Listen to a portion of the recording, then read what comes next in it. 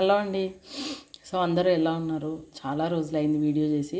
So ఇదైతే ఇంతకు ముందే పెట్టిన చట్నీ, టమాటా నిల్వ పచ్చడి ఒక 3 kgs. ఎందుకంటే ఇది చాలా రోజులు నిల్వ ఉంటుంది. ఫ్రిడ్జ్లో పెడితే అయితే 6 months వరకు కూడా ఉంటుంది.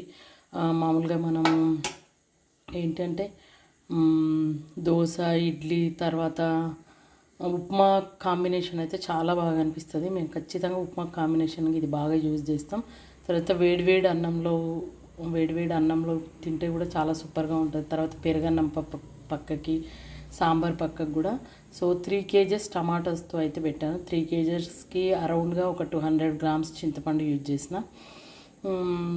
సో తర్వాత ఉప్పు కారం కొంచెం నిండుగానే వేసుకున్నాను. ఎందుకంటే ఉప్పు కారం నిండుగానే ఉంటే ఈ నిల్వ పచ్చళ్ళు అనేవి అంటే ఎక్కువ రోజులు నిల్వ ఉండడానికి ఉంటుంది కనుక. సో చట్నీ అయితే సూపర్ టేస్టీగా ఉంది, చాలా బాగా వచ్చింది. సో 1/2 hour అయితే అయిపోయింది. 1/2 hourలో నాకు చట్నీ పెట్టడం మొత్తం అయిపోయింది. సో ఈ చట్నీని ఎందుకో అంటే చట్నీ చూసేసరికి వీడియో చేయాలనిపించి చాలా రోజులైంది అసలు వీడియో చేయక, కానీ ఒకసారి చట్నీ చూద్దాం అన్నట్టుగా వీడియో అయితే చేస్తున్నాను.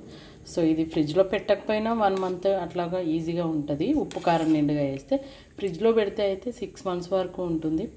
సో ఎప్పుడైనా మనకు సడన్గా కర్రీస్ అట్లా చేయకపోయినా కూడా వేడివేడి అన్నంలో ఇది వేసుకొని హ్యాపీగా తినేసేయచ్చు. సో కర్రీ లేదు అన్న ఫీలింగ్ అయితే ఉండదు. సో ఇది వచ్చేసి ఓకే, థ్యాంక్ యూ.